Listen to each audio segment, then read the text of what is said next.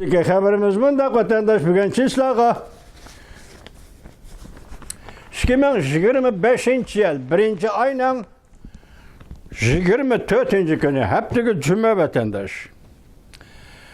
Haberimde sizler bu haberini bir anlaysınlar vatandaşımda. Fikir tolu her taraftan, mesela Cungo taraftan, Amerika Koşmuş Ştatları taraftan, Tayvan taraftan degandek bu fikir makanı yani tarqılış yoki paydo buluş makanı intayin keng vatandaş bu çoğ devletler o'tirishki mesela Rossiya, Cungo, Amerika Qo'shma Shtatlari degandek. Şuna şu fikirlerini anlayışla, hazm qilishla, tahlil qilishla vatandaşlarım. Bugün bir haber hep geldim. Bunu endi yeni haber degili bo'lmasimi dikkat qilishinglarni umid qilaman vatandaş. Bugunlik siyasi sizlarga ro'zi. Mavzu mundaq. Beijing haberi. Xi Jinping maxfiy plan tuzib, intayin zo'r badal to'lash hisobiga Tayvanni Prezident Trump bilan sodalashadi. Mavzuli xabar 1. ayning 21. kuni yangi tangliqlar to'rbitida e'lon qilindi. Xabar bunday boshlandi. Amerika Qo'shma Shtatlari prezidenti Donald Trump 1. ayning 20. kuni vazifaga rasmiy o'ltirdi, Oqsaroyga kirdi. Tashqari dunyo matbuotlari bunday xabar qildi. Beijing zo'r umidga to'lib taştı hem ciddilişip bir aram boldu, oltıralmay kaldı. Prezident Trump demek resmiyetini ötüdü, murasimini ötüdü, kasem verdi, Aksaray'a kirdi, hizmetini başladı. Muşu peyti Cungoluk'un keyfiyatını medise zor ümitki toldu. Belki bu kadar Prezident Trump Cungo hükümetine çıkış yolu berişi mümkün. Ve yaki muşakkatin Prezident Trump Cungo ile bulgan münasibetlerde az tola yol koyuşu mümkün. Bu ümidi, Beijing'in ümidi cuma vatandaş. Beijing oylavatkan xiyal kılıvatkan xiyaldi Beijing'in işe aşırmakçı bu arayallığı. Emniyet kandak onu asla görmez vatandaşlarım. Demek şuna bu yada nime deyilat biri Cungo Kompartiyası tarafında ümit tuğuldu. Prezident Trump Aksaray'a kirgenlik için ümit tuğuldu. Onun üstüne hazır Cungnakay bir aram buluşka başladı. Yaki titıldaşka başladı. Yani akıbat kanda bulur demek şu vatandaşım. Oltıranlar kaldı. Avustralya'da oltıraklaşkan kanunsünası Yuan Hongbin bir meselini aşkarlap bunda gösterdi. Çünkü Kompartiyası katabaşı Xi Jinping de hazır Amerika'nın yeni hükümeti bilen Tayvan meselesi boyunca soğudulaşmakçı buluvatıdı. Eğer prezident ya Beijing taraf ya ki reis Xi Jinping Tayvan meselesi de Amerika taraf bilen soğudulaşmakçı bolsa, bu sözün manisiga qarang, mesela Tayvanni Cungo qoluğa keltireleydigan iş bolsa, mesela şu soğuduluşta Beijing tarafının meydanı mu? Şu soğuduluşta Beijing eğer muşkatim Tayvan'a iyi buladigan bolsa, hoş, vaqt aldığın şart nime? Sen nime bedel төлeysen Cungo?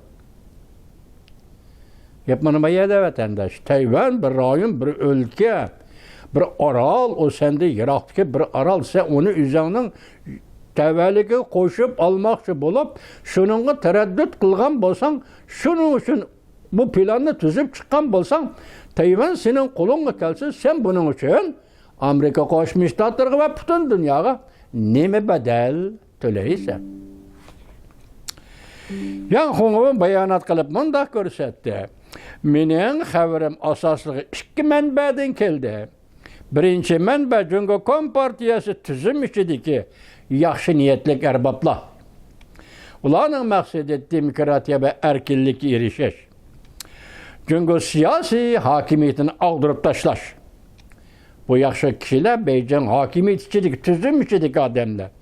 İkinci menbe Xi Jinping'in müstebbitliğe karıştırıcı ikinci evlat. Demek muşu menbeler hazır Yuan Hongbin degan erishgan mushu materialni masalan Tayvan to'g'risida Xi Jinping sodalashmoqchi Amerika bilan degan material ikki manbadan kelibdi vatandosh. Yuan Hongbin 1-oyning 20 kuni prezident Donald Trump vazifaga o'tirish murosimi o'tkazgan kuni yani. Jungo Kompartiyasining Amerika bilan sodalashmoqchi bo'layotgan planni oshkorladi. Dal prezident Trump vazifaga o'tirish murosimi o'tkazayotgan 1-oyning 20 kunda. Beyjan'ın planını aşkarıldı. Yuan Hongbin mundaq dedi. Aldınqı işki mənbədən kilovatqan xəbərlər şöyle dəlilləb berdi ki, Xi Jinping Prezident Trump bilan sodilishishqa urinayotgan yadroluk məzmun ve konkret strategiyalik uğurlaştırış barğan sırı aydınlaşıb o'ttirg'i chiqishga başladı. Mani ko'rdingizmi? Jondan qara Xi Jinping shu planni tuzibdi, Amerika Qo'shma Shtatlar bilan sodlashmoqchi bo'libdi. Endi bu plan aslidagi tutuqlikdan, mujmallikdan aydınlaşıb asta-asta o'ttirg'i chiqishga boshladi deydi. Avstraliyada o'ltirib, qolgan o'ltiraqlashib qolgan Yuan Hongbin qonunshunos, Jungoning qonunshunosi. Tayvan Beijingning sodlashiga planlagan muhim halqasidir.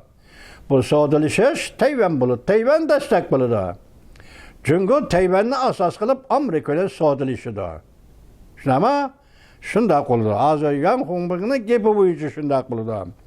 Prezident Trump 1-oyning 17-kuni Rais Xi Jinping bilan telefonda suhbatlashdi. Jungo matbuotlarining xabariga asoslanganda Xi Jinping Prezident Trump bilan telefonda so'zlashganda birinchi bo'lib Tayvan masalasini qo'zg'adi. Shunday qildi. Chunki ko'ryapsiz, oldimizga o'tib ketgan 4 yildan tortib hozirgacha bo'layotgan Amerika Tayvan munosabatidagi har bir ko'rinishni eslab baksangiz, vatandosh albatta shunday qildi. Masalan, 2022-yil 8-oyning 2-kuni sobiq Avom palata boshlig'i Nancy Pelosi'ning Tayvanga berishi bu qatim 1-oyning 7-16 kunlar atrofida dal prezident Trump Oqsaroyga kiradigan shunday bir paytda sobiq muavin prezident Mike Pence'ning Tayvan'a kelishini mush orliqlarni o'ylab baksangiz, Amerikaning Tayvan qaratgan siyosati masalan buning asosligi nima desangiz, gavdalantirish. Tayvanni gavdalantirish, Tayvan o'rnida turgan Tayvanni gavdalantirish, Tayvanni xalqaro jamiyatning oldida gavdalantirish, Tayvanni har qaysi davlatlar diplomatiya ministri yoki diplomatiya ishlari bo'yicha mushundaq so'rin maydonda Tayvanni gavdalantirish. O'tib ketgan 4 yil shundaq bo'ldi-ku. Endilikda ham davomlashib Prezident Trump davriga yetib keldi-ku vatandosh. Mushundaq payti Jungo hozir Tayvandan foydalanib Amerika Qo'shma Shtatlar bilan sodalashman deb ko'rdingizmi?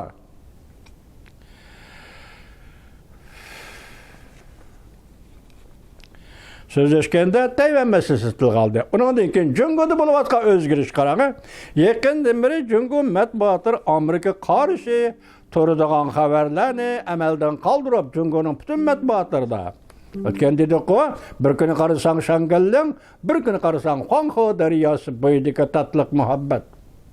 Hozir endi mushundaq maqsadda sodalashish maqsadida mayadiliqi tuvarmallar sodisi bilan sodalishish boshqa gap juma vatandosh. Bu sodalishish siyosat sohasidagi sodalishish.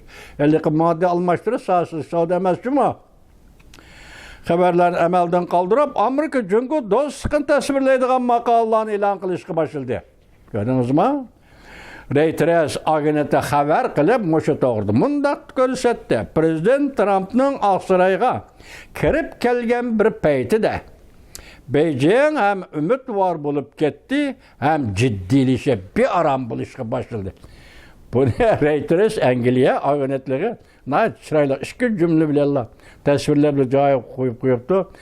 Birisi insonlarda xos bo'lgan umidvorlik masalan, davomli yaxshi tarafni o'ylash.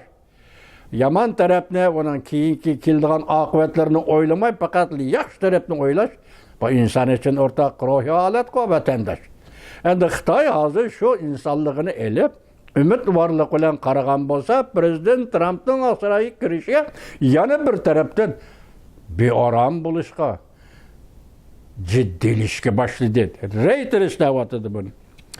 Beijing devletinin Mao reis Hanjing'ni evette Prezident Trump'ның vazifege olturuş murasımı katlaştırdı.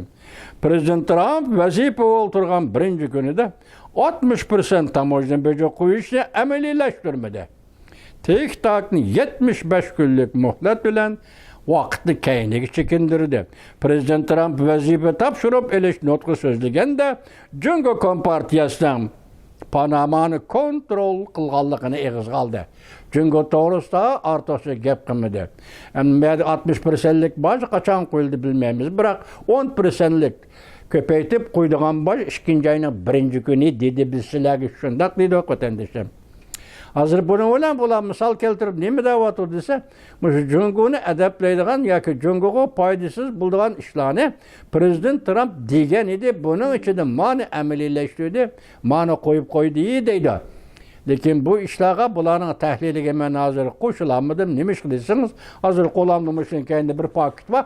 O paketni Amerika Qo'shma Shtatlari Davlat Majlisi Avam palatasi Jungo meselesi bo'yicha favqulodda komitetning raisi John Mulliner, yani Anden Demokratlar Partisi ve başka Devlet Meclisi a'zolari bilan birlashib bugun bir qonun loyihasini o'tirg'a olib chiqdi.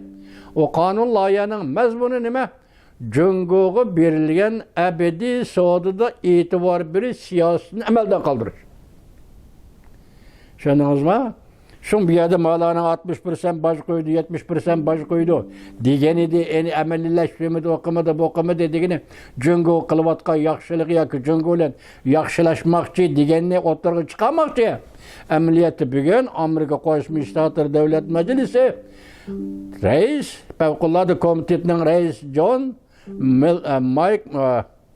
John Mulliner oturulup çıkan kanun loyihasida Dünya Savdo Teşkilatı'na münasebetlik 2000 yılı Jungo'ga berilgan Мәңгілік savdoda e'tibor berish siyosiy amaldan qoldirish qonun loyihasi o'tirg'a chiqdi. Hamda chaqchaqdan Amerika Jungo munosabati olqib ketdi. Agar bu qonun loyiha Prezident Trump'ning oldiga boradigan bo'lsa, Prezident Trump bu qonun loyihaga imzo qo'yib, Jungoga berilgan savdoda e'tibor berish siyosatini bekor qiladigan bo'lsa, endilikda Amerika Jungo o'tirisidagi chaqchaq, barliq chaqchaqlar yo'qoldi.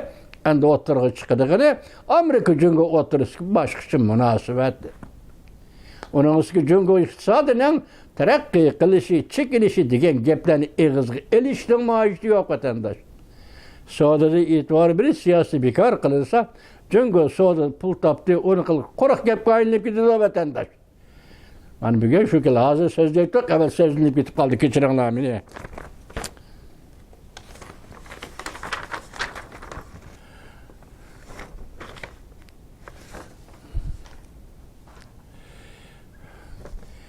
Yuan Hongbang mundaq ko'rsatdi. Jungo izchil Tayvan masalasi jonijon manfaatimiz ishidagi, yana jonijon manfaatimizda patap keldi.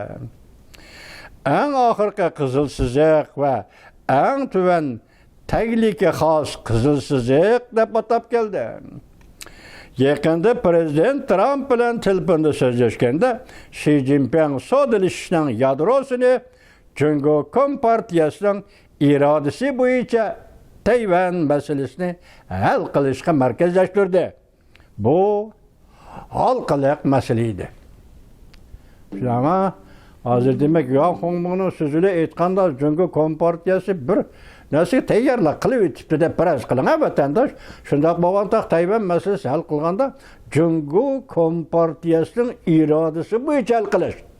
Baqalsiz gapga Jungo Kompartiyasining irodasi bo'yicha hal qilish.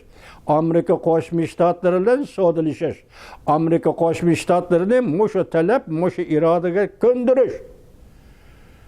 Shundan keyin anda Tayvan masalasi Jungo Kompartiyasining ixtiyor bo'yicha hal qilish. Bu mumkinmi? Tamomini anlaysiz vatandosh, uzrab ketmasin.